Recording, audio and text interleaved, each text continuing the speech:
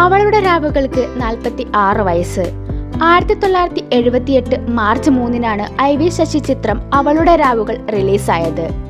കടുത്ത സദാചാര ചിന്തകൾ നിലനിന്നിരുന്ന ഒരു ജനതയ്ക്ക് മുന്നിൽ സമൂഹത്തിൽ നിലയും വിലയുമുള്ള അഭ്യസ്തവിദ്യനായ ഒരു യുവാവ് ലൈംഗിക തൊഴിലാളിയായ ഒരു യുവതിയെ ജീവിതസഖിയാക്കുന്ന സിനിമയുമായി കടന്നു ചെല്ലുക എന്നത് അല്പം കടന്ന ചിന്തയായതിനാൽ സിനിമാക്കാരും തന്നെ കൈവയ്ക്കാൻ മടിച്ച ഒരു പ്രമേയമാണ് സംവിധായകൻ IV ശശി സധൈര്യം ഏറ്റെടുത്തത്. കൂടെയുള്ളവർ നിരുത്സാഹപ്പെടുത്തിയിട്ടും തന്റെ സിനിമ യാഥാർത്ഥ്യമാക്കാൻ ഇറങ്ങിത്തിരിച്ച ശശിയേട്ടന്റെ ആർജവത്തെ പ്രശംസിക്കാതിരിക്കാനാവില്ല. അതുപോലെ തന്നെ ഇത്തരം ഒരു സിനിമയിലെ നായികാവേഷം ചെയ്യാൻ സീമയെന്ന അതുല്യ നടി കാണിച്ച തന്റേടവും എടുത്തു പറയേണ്ടതാണ്. മലയാള സിനിമയിലെ കരുത്തുറ്റ 5 സ്ത്രീ കഥാപാത്രങ്ങൾ എടുത്താൽ അതിലൊന്ന് അവളുടെ രാവുകളിലെ രാജിയാണ്.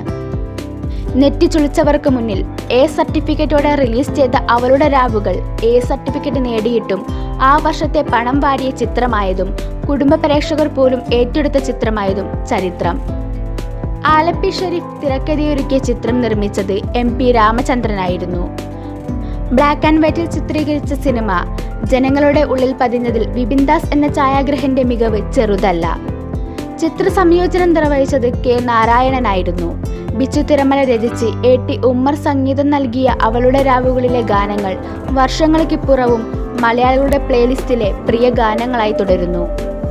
IV ശശി സിനിമകളിലെ സ്ഥിരം സാന്നിധ്യമായിരുന്ന MO ദേവസിയായിരുന്നു ചമയം നിർവഹിച്ചത്. രവികുമാർ ആയിരുന്നു ചിത്രത്തിലെ നായകൻ. കൂടാതെ MG സോമൻ, സുകുമാരൻ, ബഹദൂർ, കുതിരവട്ടം പപ്പു, ശങ്കരാടി, കവിയൂർ പൊന്നമ്മ, ഉഷാറാണി, മീന, മല്ലിക, സത്താർ, മാസ്റ്റർ രഘു എന്നിവരായിരുന്നു മറ്റ് പ്രധാന കഥാപാത്രങ്ങൾ. സൂപ്പർ സ്റ്റാർ കമൽഹാസനും സംവിധായകൻ IV ശശിയും ഗസ്റ്റ് റോളിൽ തിരശ്ശീലയിലെത്തി.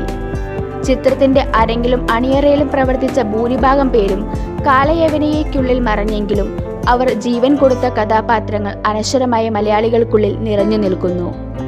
മലയാളത്തിൽ ഹിറ്റായതോടെ ചിത്രം തമിഴ്, കന്നഡ ഭാഷകളിലേക്ക് മൊഴിമാറ്റി റിലീസ് ചെയ്തു. അതും സൂപ്പർ ഹിറ്റായിരുന്നു. ചെന്നൈയിലെ 100 ദിവസം തുടർച്ചയായി തിയേറ്ററിൽ പ്രദർശിപ്പിച്ച മലയാള ചിത്രമായിരുന്നു അവളുടെ രാവുകൾ.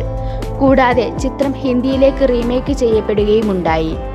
മലയാളത്തിലെ ആദ്യത്തെ പാൻ ഇന്ത്യൻ സിനിമയായിരുന്നു അവളുടെ രാവുകൾ എന്ന് പറഞ്ഞാൽ അതിൽ അതിശയോക്തിയില്ല.